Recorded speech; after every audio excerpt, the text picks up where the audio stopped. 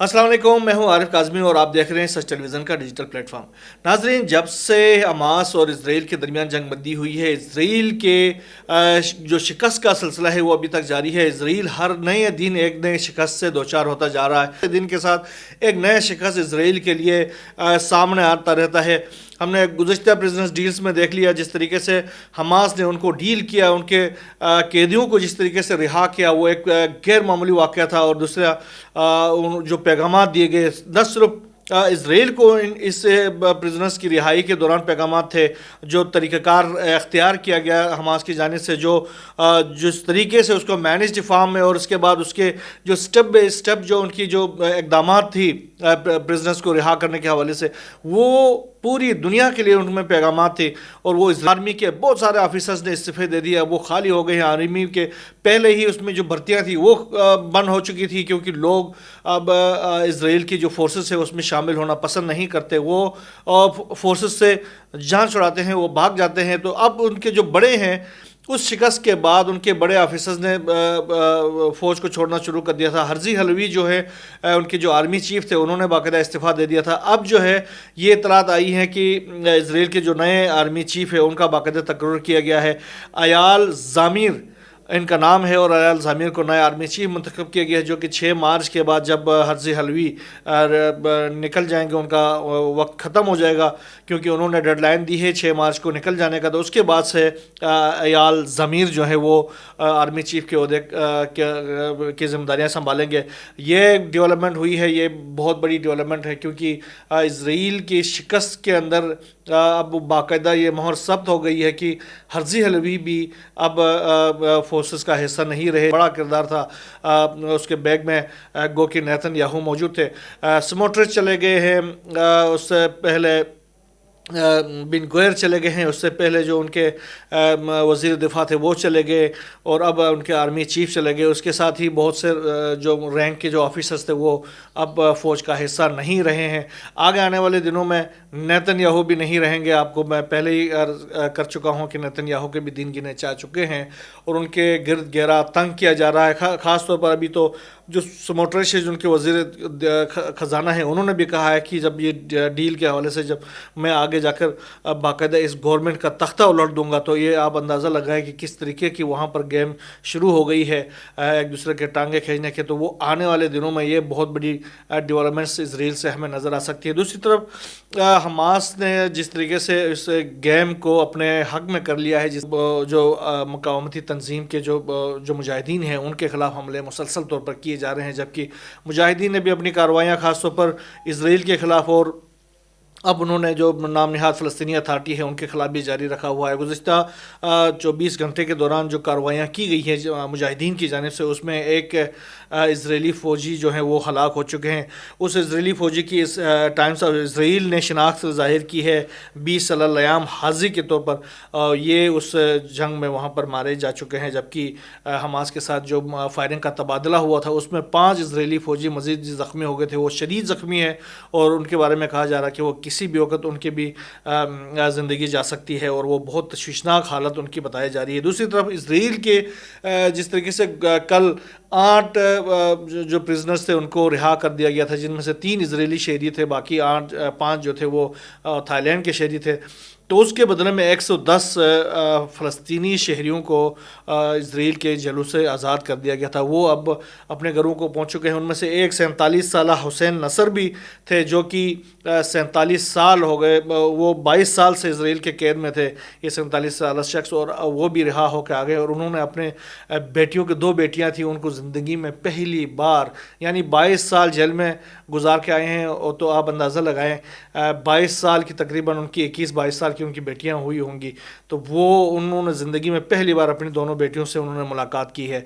ये कुछ आप अंदाज़ा लगाएं उनकी फ़लस्तीन के जो शहरी हैं उनकी कुर्बानियों का, जानी की कुर्बानियाँ, उसके साथ अपनी जो ख्वाहिशात की कुर्बानियाँ, अपने अखलाक की कुर्बानियाँ, अपने ख़ानदान की कुर्बानियाँ जिस तरीके से वो दे रहे हैं। दूसरी तरफ इसराइल के जो वज़ीर-ए-आज़म है, साबिक़ वज़ीर-ए-आज़म यहूद अलमर्ट, انہوں نے انکشاف یہ اعتراف کیا ہے کہ ساری دنیا میں جو ہے ہمیں ایک جنگی مجرم کے طور پر دیکھا جا رہا ہے اسرائیلیوں کو. تو یہ اب نوبت آ گئی ہے کہ دنیا بھر میں جہاں بھی اسرائیلی جاتے ہیں ان کے کوئی اچھی نگاہ سے دیکھنے والا کوئی موجود نہیں رہا. سب ان کو جنگی مجرم کے چاہے وہ عام شہری ہو یا فوجی اہلکار ہو یا پھر ان کا جو سیاسی کوئی شخصیت ہو, ان سب کو جنگی مجرم اور خونی کے طور پر دیکھا جا رہا ہے. اور ان سے نفرت کی جو فضا ہے وہ بہت زیادہ بڑھ گئی ہے, اور دن بدن ان سے نفرت جو ہے وہ دنیا بھر میں پھیلتی جا رہی ہے, اور اسرائیلی شہریوں کے لیے دنیا تنگ ہوتی جا رہی ہے, جس کا اب جو ہے وہ اسرائیل کے جو اہم شخصیات ہیں وہ بھی کر رہے ہیں.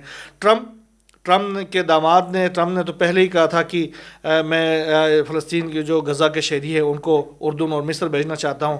تو اب ایک بار پھر ٹرمپ سے گزشتہ روز صحافی نے پوچھا تھا کہ یہ دونوں ممالک نے تو انکار کر دیا, آپ کیا کریں گے؟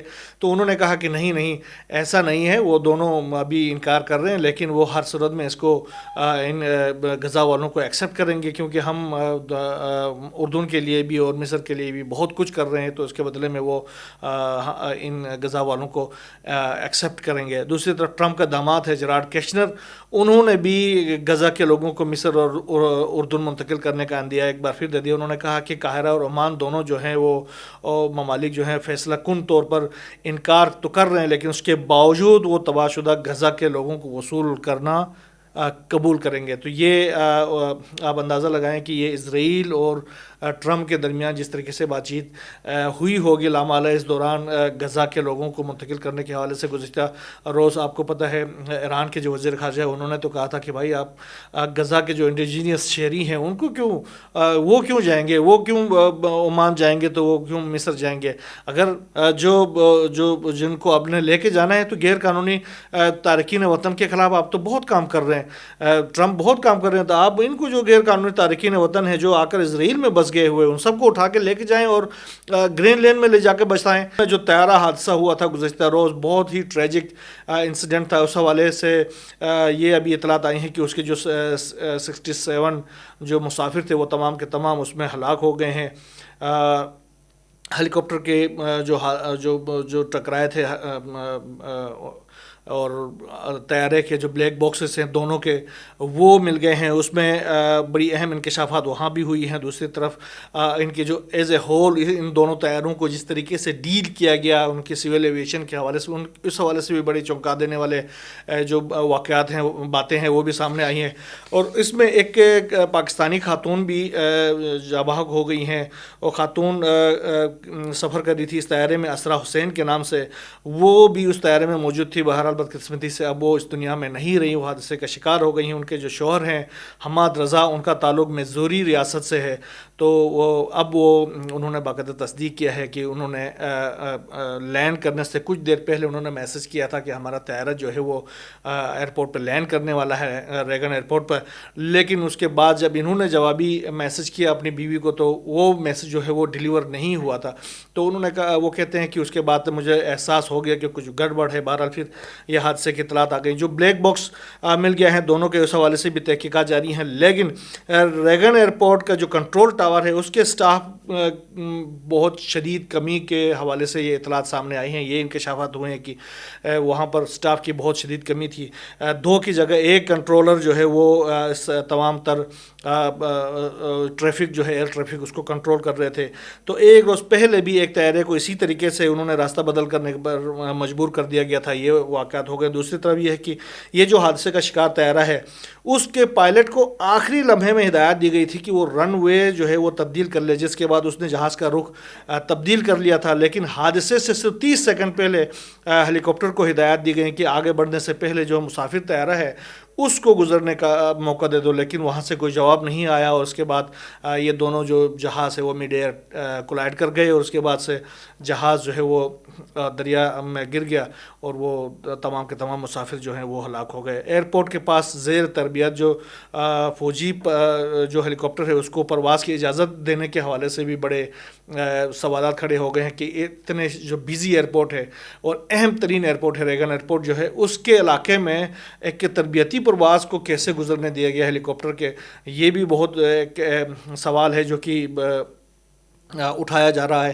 بہرحال ٹرمپ نے ایک پریس کانفرنس کی ہے گزشتہ رات، اس نے باقاعدہ انہوں نے کہا، اس پہ انہوں نے بھی سوالات اٹھائے، انہوں نے خاص طور پر الزام لگایا ہے بائیڈن ایڈمنسٹریشن کے اوپر، اور انہوں نے کہا کہ اس تمام تر حادثے کا جو ذمہ دار ہے وہ بائیڈن اور اس کی انتظامیہ ہے۔ انہوں نے کہا کہ ڈیموکریٹک پارٹی اس کی ذمہ دار ہے، کیونکہ ٹرمپ نے دعویٰ کیا کہ فیڈرل ایویشن جو ہے اتھارٹی ہے اس میں ہر قسم کے لوگوں کو بھرتی کیا گیا ہے، جس کے نتیجے میں یہ جو لیک آف ایکسپرٹیز تھی اس کی وجہ سے یہ سارا یہ حادثہ ہو گیا۔ ان کے جو وزیر دفاع ہیں پیٹی ہیگ سیتھ، ان کا بھی کہنا ہے امریکہ کے وزیر دفاع کا کہ فوجی ہیلی کاپٹر جو ہے تربیتی مشن پر تھا جس دوران غلطیاں ہو گئی۔